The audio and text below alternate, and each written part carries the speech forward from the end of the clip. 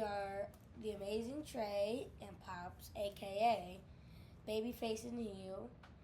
So we're going to be talking about Bash in Berlin that happened August 31st, Saturday. Mm-hmm. So you want to talk about the reactions we had during The overall match? reaction? Yeah. Yes. So the overall reaction that I had to Bash in Berlin was it was a banger. I absolutely loved all 6 matches. I thought the athletes, the superstars, did an amazing job, and I cannot wait to see what Monday Night Raw has in store. What about you? Yes, I think they had a bunch of bangers. I can't lie, they had a bunch of bangers.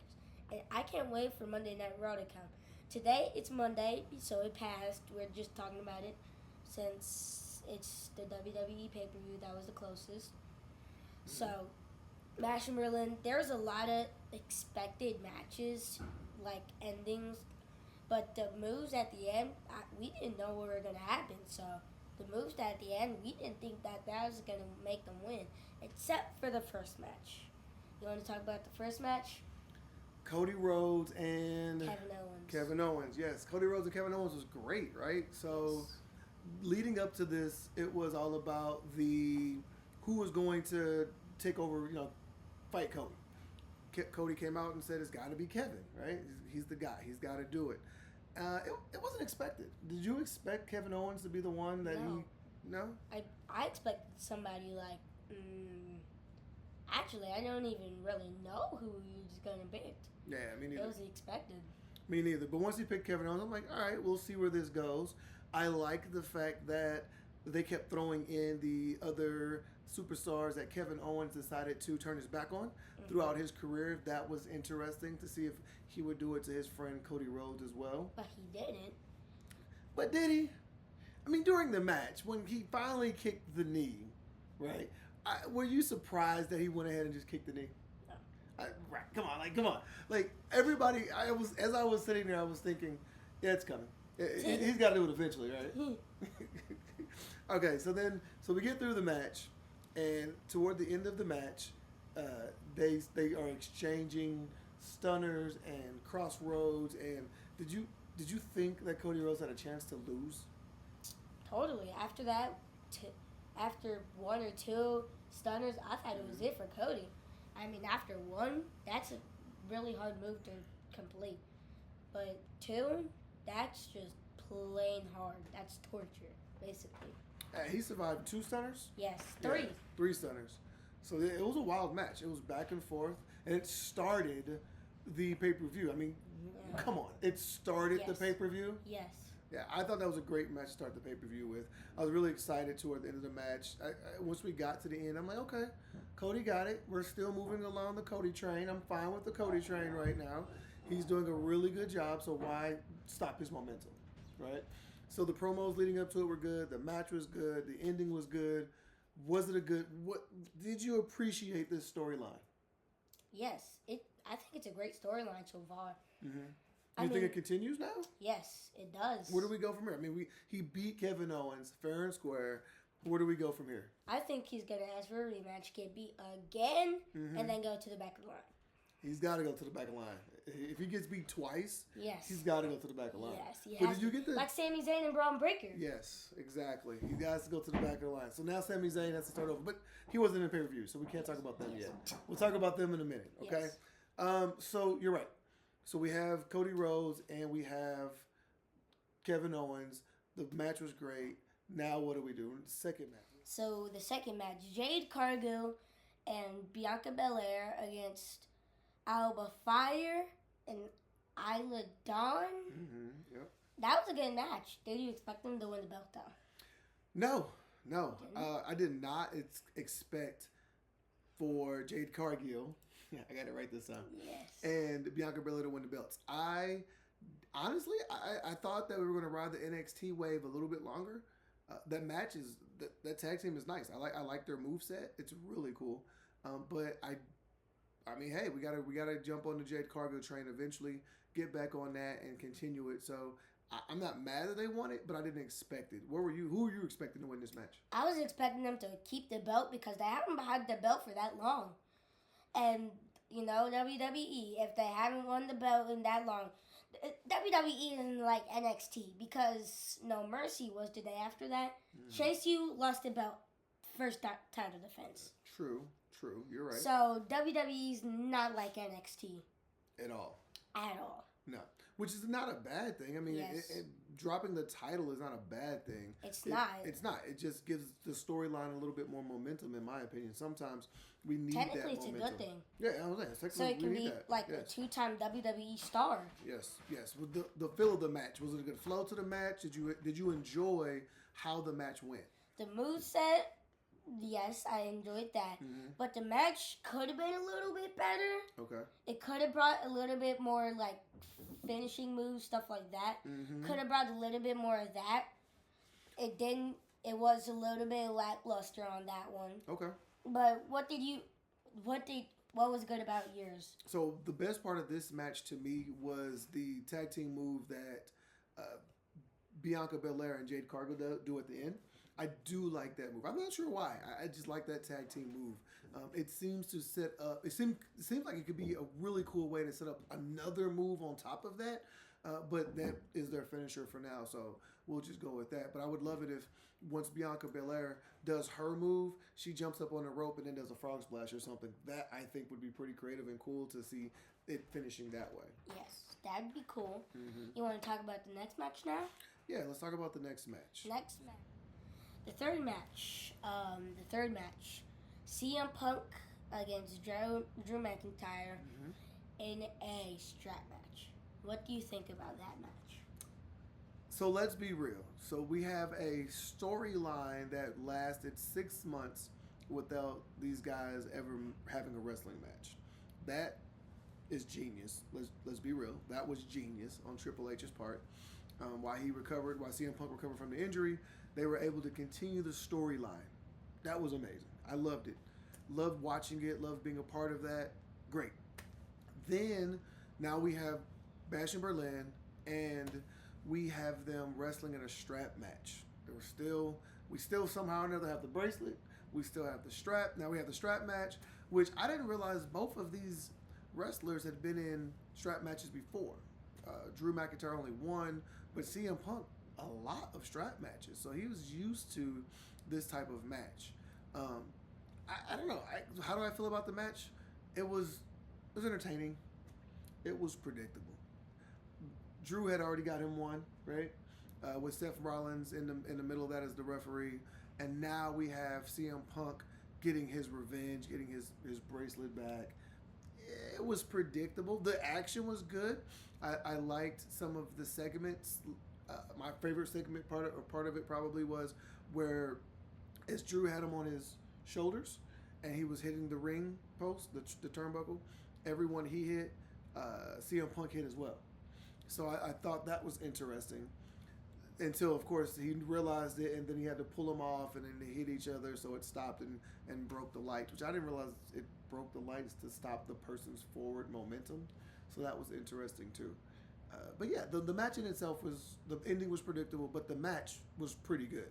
How do you feel about the match? The match was good, yeah, but it was predictable.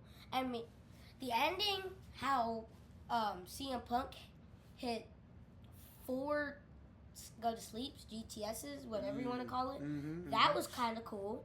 I like that, just to get him actually down. But I think 2 would have been enough for Drew McIntyre. He was already wounded, so all he had to do was hit 2. He would have been fine with that one. But other than that, the match was predictable, but good. Okay. What do you expect? I know, yeah. What do you expect, right? Yeah. That's a great question. What do you expect? I feel as if that part of it was, I expected a strap match. I expected these guys to go at it. I expected a little blood. We got that. They went at it. It was a banger. They beat each other up for 20, 25 minutes. Okay. It was what we expected, I think. What do you think? Yeah, we expected blood. Of course we expected blood in this strap match. Yeah. There's no rules. So I feel like we got the match that we expected. What do you think? All right. We expect. I think there's only been 5 strap matches in WWE history. I don't know about that. That'd be a great wrong. stat to look up. Yes.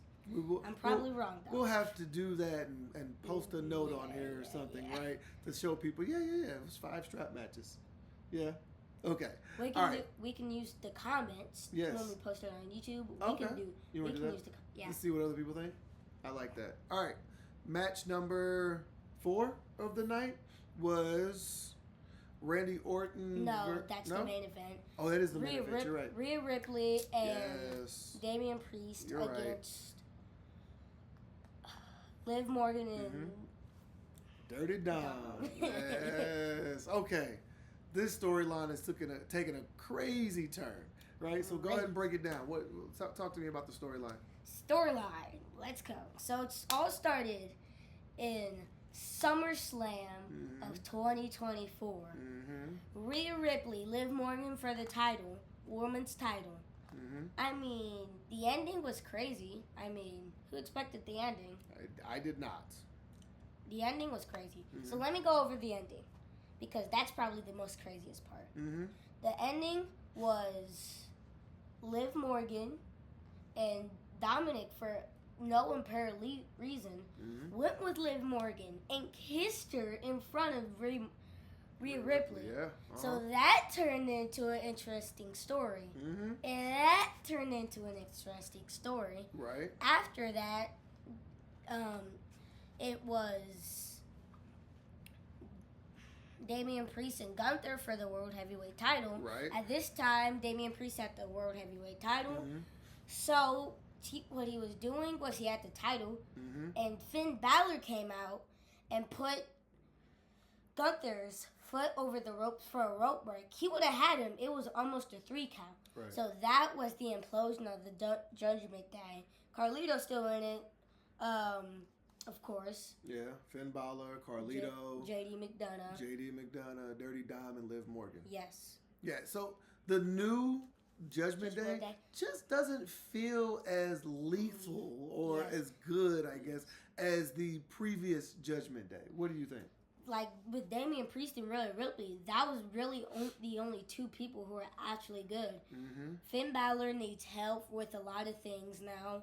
JD McDonough should still be at NXT.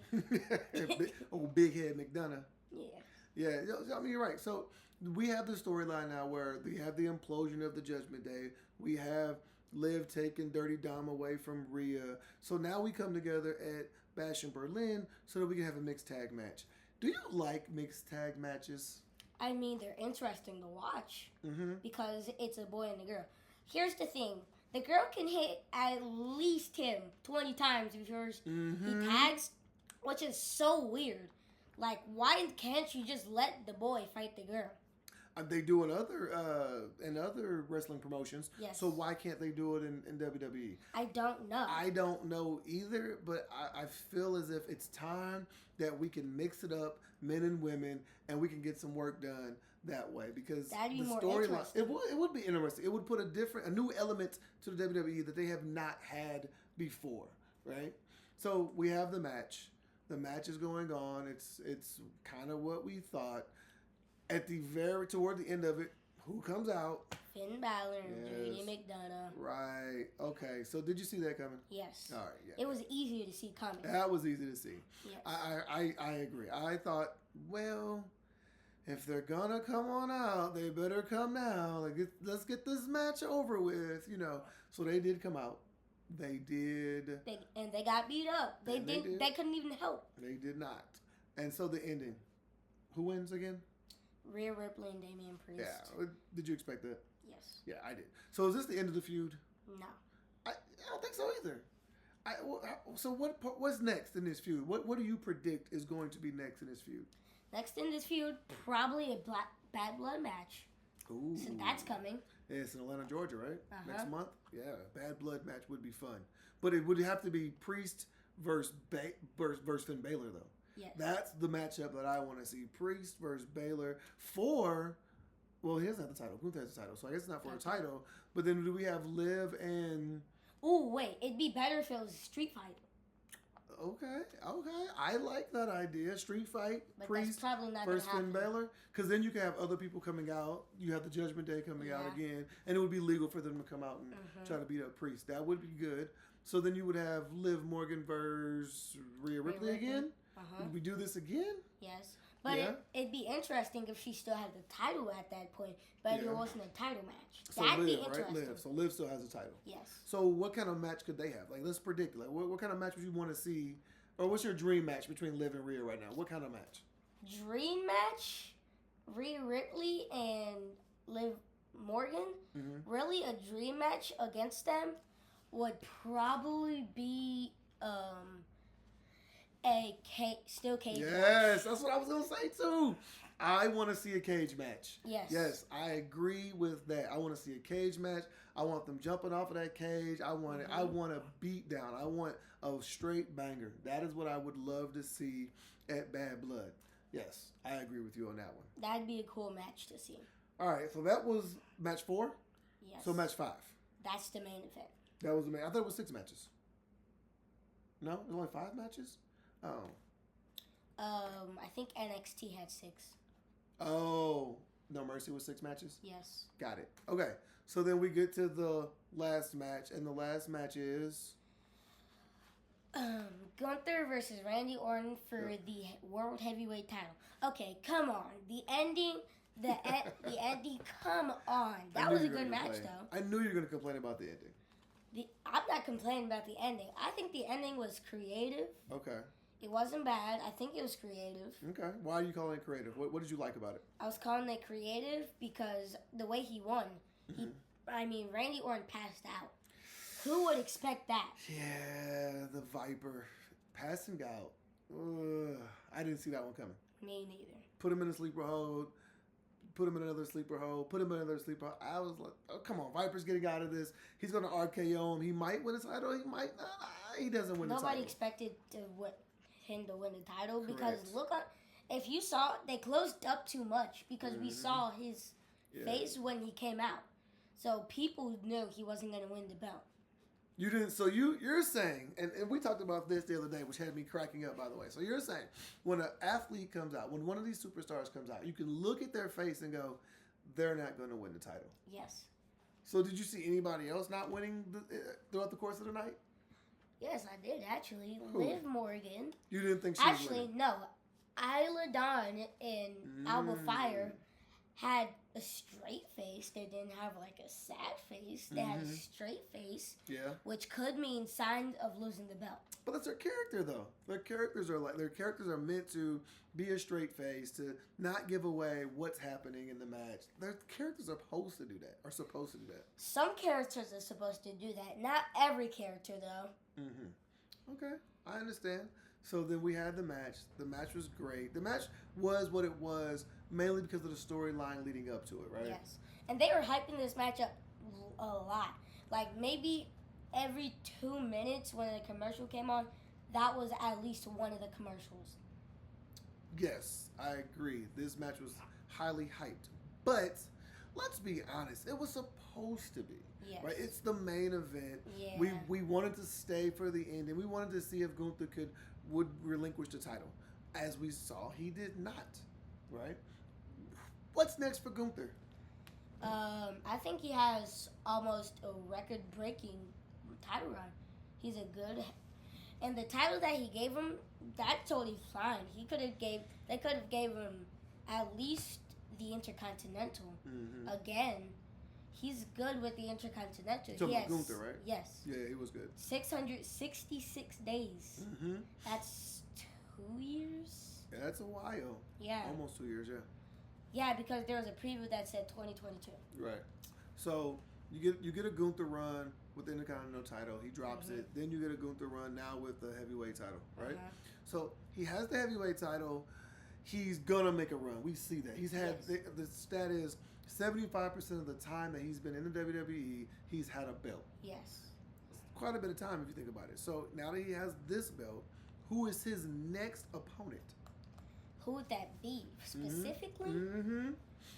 That's a hard to say because there's a lot of good superstars in WWE to face him. I agree. But a lot of those guys also have their own storylines right now. Like Yes. Braun Breaker has his own storyline. With Sami Zayn. Yes, which that's probably over now. Yes. But then Big Braun. Braun Strowman. Thank you, Braun Strowman and Bronson. No, Big Bronson Reed. Yes. Yeah, Big Bronson Reed. So they have their new feud rivalry going on, which I like, because they're big boys in that ring. I think that they should go back and forth for a little bit longer. Definitely a bad blood match would be cool to see against them, but I think Bronson maybe bit off a little more than he can chew. Because think about, he could have people like, we could have The Miz come back and try to fight him. We could have R-Truth come back to try to fight him. Now we've got Braun Strowman that could come back, and Sami Zayn could come back. What if these guys at Bad Blood had something to do with the storyline of him dropping the belt, or he dropping his match? That could be possible, but it's very unpredictable. It would be. That's what I like about that scenario. I love that about that scenario. Bad blood matches, I'm going totally off topic. Bad blood matches are unpredictable because sometimes you don't know what rivalries there are. Sometimes you do. Like what we said, there's Rhea Ripley has to be. Rhea Ripley, Liv Morgan, Damian versus Finn Balor. There has to be one. I mean, the feud's going on right now. Mm-hmm. It can go on for maybe another month. From October 5th, it has to be. Like, It's a good rivalry. Yeah. It's entertaining to see. I mean, who would see that coming? Yeah, I agree. I think once we get these rivalries ready and we know who's going to be fighting, I think the card is going to be really good. Yes. I want to see a little more SmackDown action, though. The Bloodline needs to get into it some way or another. I would imagine it would have to be, right? Fatu at some point. Roman Reigns has to come back to wrestle at some point. I mean, there's a lot there. Technically, Roman Reigns has came back to wrestle. Well, I mean, yes, but he hasn't officially had a wrestling match yet since he's been back. So he hasn't officially had a wrestling match since WrestleMania? Or SummerSlam? No, SummerSlam. That was his last match with SummerSlam. We're gonna need something. I'm gonna need some more. No, wait. Cody Rhodes won the belt at WrestleMania. Yes. Yeah, so Roman Reigns doesn't have a match since WrestleMania. But he did come back. Yeah, he's been back, but he hasn't had a match. No. I need an official Roman Reigns match. That's what I'm looking for right now. Yes? No? That's what we need. We need a Roman Reigns match. Right. It'd be cool if it was Roman Reigns and Solo Sikoa for his first match, and it was a rivalry match. Mm-hmm. Here's the thing. If it was a steel cage match, that'd be even better. For sure. That'd be even better. For sure. All right, so all in all, I think we both agree. The Bash in Berlin card, excellent card. Yes. So before we finish up, what would be your grade for the overall card? What are you giving it? Give it a decent 9.5 out of 10. 9.5 out of 10? All right. I'm going to have to go with a 7 out of 10. 7? 7 out of 10. Yes. Why 7? Because the matches were predictable? The matches were very predictable. I kind of saw most of it coming. The matches were good, but they were predictable. Yes. If they were a little bit less predictable, I might have bumped it up to an 8. The Jade Cargill match, I give that a solid 5. It was just an okay match. And then if you run through it, it's like most matches were about a 6.5, 7, right? They were good matches, but I was left with, okay, I knew that was going to happen type of feelings. I just would prefer it to be a little bit less predictable. Right? One more thing before we go. Yeah. The Cody Rhodes and Kevin Owens, what a way to start out the pay-per-view. Yes, I agree. What a way to start the pay-per-view. If you're going to start the pay-per-view, start it with those two guys banging. Like, that was a great match. That was a great match. All right. Well, call us off, man. We be back on what? We'll be back on what day? Saturday. Saturday? Okay. We'll be back on Saturday. We'll see you on Saturday. Peace. You don't tell them who we are? Oh, we are the Amazing Trey, Pops, Babyface, and the Heel. Yes, sir. We're signing out. See ya.